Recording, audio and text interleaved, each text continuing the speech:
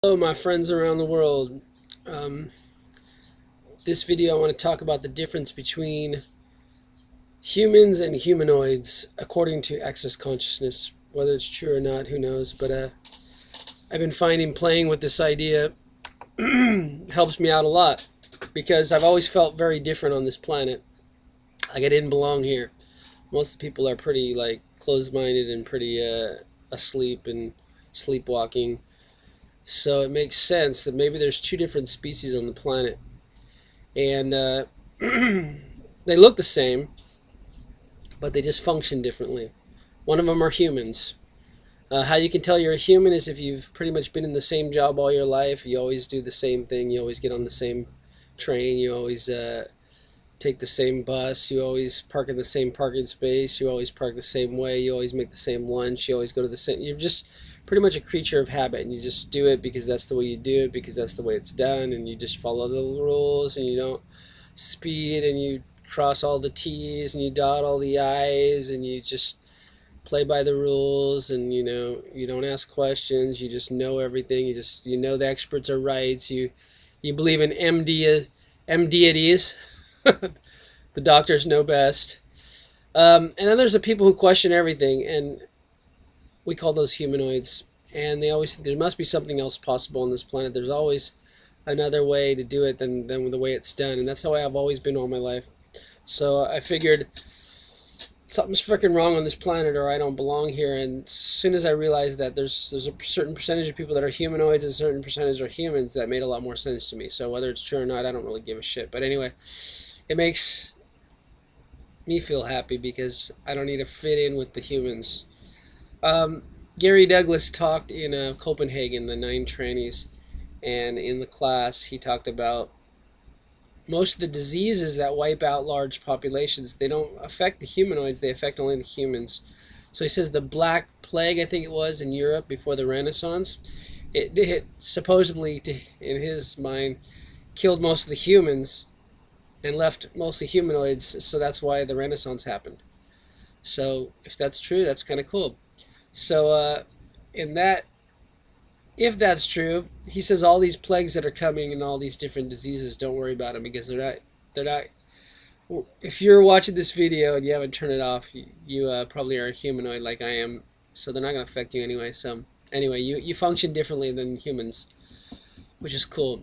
So he says the difference, if you look at cows and horses, neither of them are wrong. Cows just kind of eat the grass and follow along and get herded. And horses like to run and jump and have sex and play and be wild. Of course, cows have to have sex too, but anyway, they have it for procreation. Some beings just have it for fun. Okay, so I want to run a process about that, having sex and everything else, because I think that'll fit right here. I should have brought it up before I started making the video. I always do that. I always think of something halfway through the video. So while I'm bringing it up, oh, here it is. Okay, it says, this is what Dane said at the call. What have you made so vital and valuable about terminal and eternal... Sorry. What have you made so vital and valuable about the terminal and eternal disease of biological clock and biological cock that creates the causal incarcerations, causal incarnations, causal inculcations, and causal incongruities of children, marriage, family, and relationships, as the perfect formula for the creation of normal life and living, as the greatness of causal reality that shouldn't, can't, and will never be changed. So everything that is, would you be willing to put it in your pock and pod pipe and smoke it out of existence? Yes, you would. Okay. I'm thinking the access clearing in my head because you don't need to say it out loud, because if I did, they're trying to get me on copyrights or infringements of trademarks or something. I don't give a shit anyway. I'm just playing along with them. I'm playing like I'm a good boy getting back in my cage. Oh shit, I have my robe open. I just haven't taken a shower yet. I still got my wild wake up hair. Okay, so one other thing about humans and humanoids.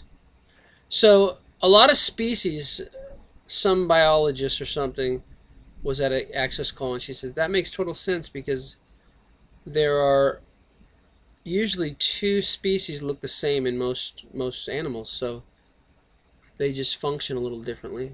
So I don't know if that's true or not because I'm not a biologist, but anyway, I know I'm not like all the humans are out there because I don't just freaking follow. I've had about a bazillion jobs. I can't even count them all.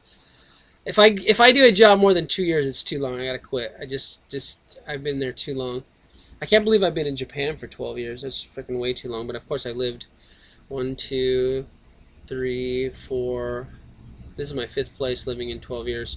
But usually 2 years on a job. The longest job I ever did was working at Loft English, and I just finally got out of there. My wife was holding me back from quitting completely, so I just kept cutting down my classes, and just got the heck out of there because I can't stand doing the same thing over and over and over. And it's like I've been there, done that. I've paid my dues. I'm out of there. Okay.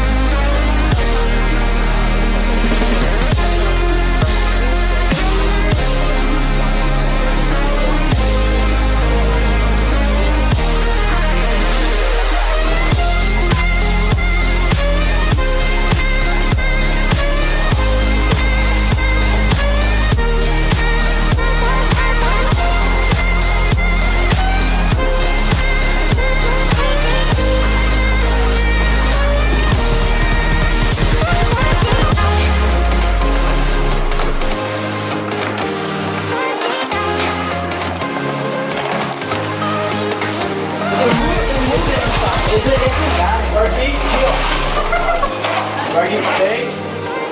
Sit. Go. Come. Here, boy. Hold on. Yeah. It was disobedience that I rounded. Invincible.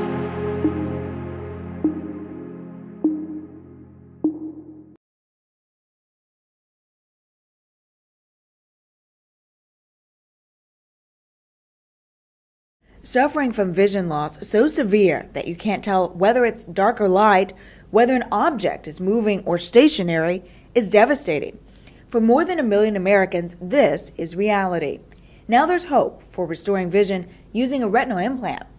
Current implants being tested only allow people to see like this. Industry experts think a 625 electrode implant would provide functional vision, similar to this. But a UNMC researcher believes more can be done.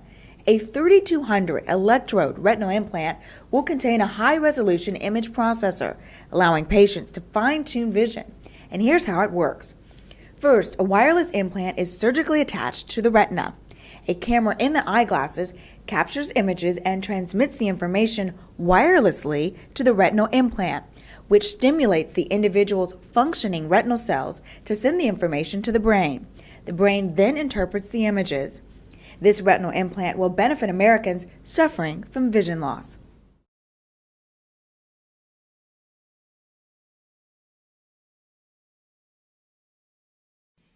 This is not everybody's idea of a good time. We are raised with a phobia against insects. Cockroaches are a friend. Dr. Albert Boskert has a soft spot for Madagascar hissing cockroaches.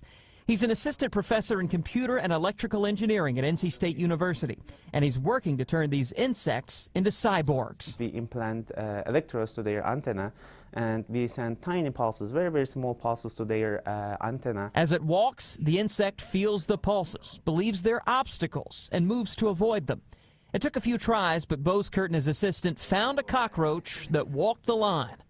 As the assistant moves a joystick, the roach responds, moving around this U-shaped track. This kind of research isn't just interesting to watch. It could mark the start of a new era in search and rescue after disasters. Our ultimate goal is to use these insects, especially cockroaches, in the rubble after natural disasters like earthquakes to find victims. These remote-controlled cockroaches could find their way through cramped, dark spaces, carrying tiny microphones and listening for survivors. Boskert and other scientists still have to work out the bugs, but these cockroaches someday could save your life.